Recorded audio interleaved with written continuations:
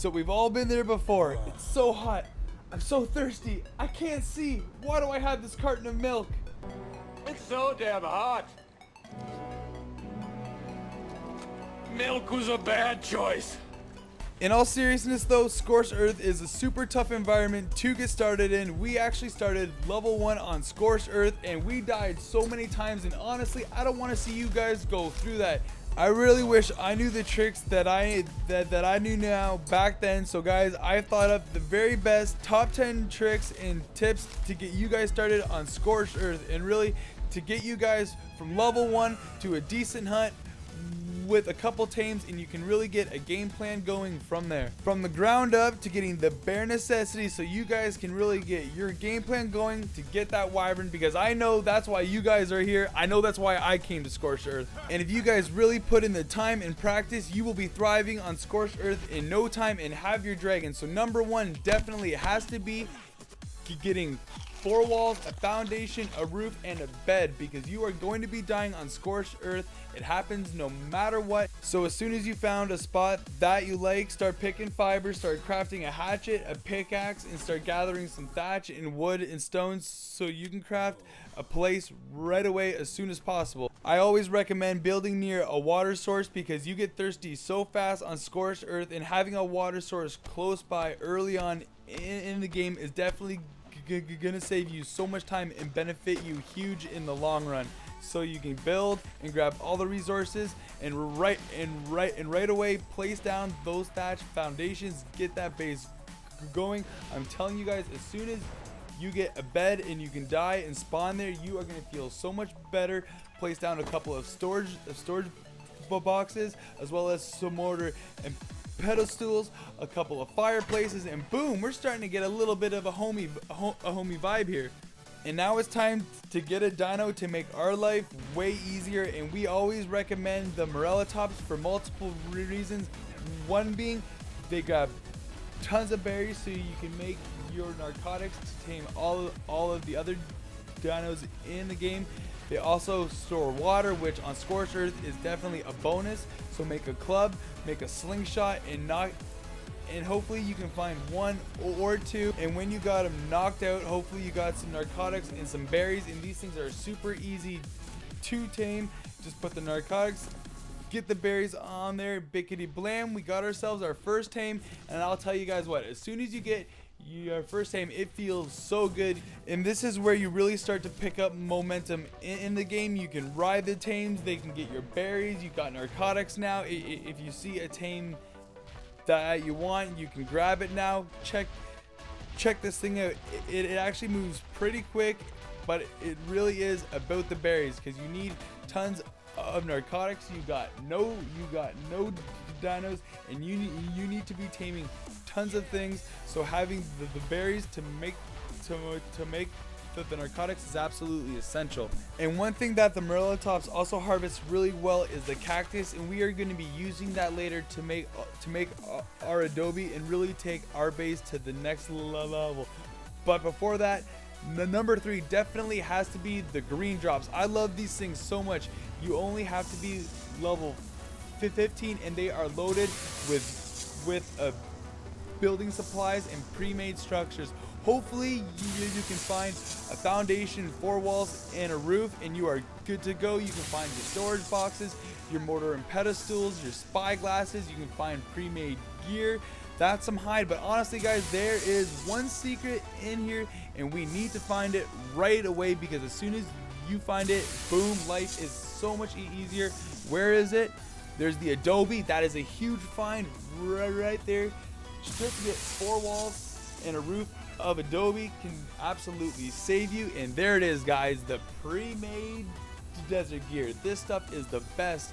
It has a water retention, and it will absolutely save you. You can play for so much longer, and it's got goggles for when the sandstorms happen, and this one actually had a pre-made adobe structure. Like, that is the best screen drop ever. We got some more narcotics, mortar and pedestal, and storage boxes. So guys, make sure you are hitting those green storage boxes for sure. They are absolutely loaded, and they can save you tons of time, especially when you find an adobe structure, because you got to find the cactus, the thatch, the wood. It takes a long time.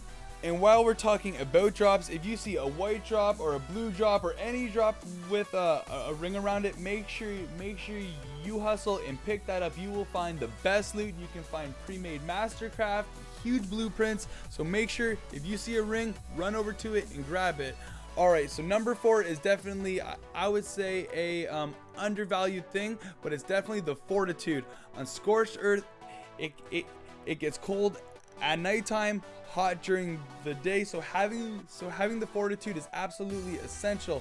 Also, Scorched Earth is loaded with poisonous creatures, from the scorpions to the titan bows, so your Fortitude is going to help keep you warm, help fight the torpidity. So I would definitely recommend going between 30 or 40.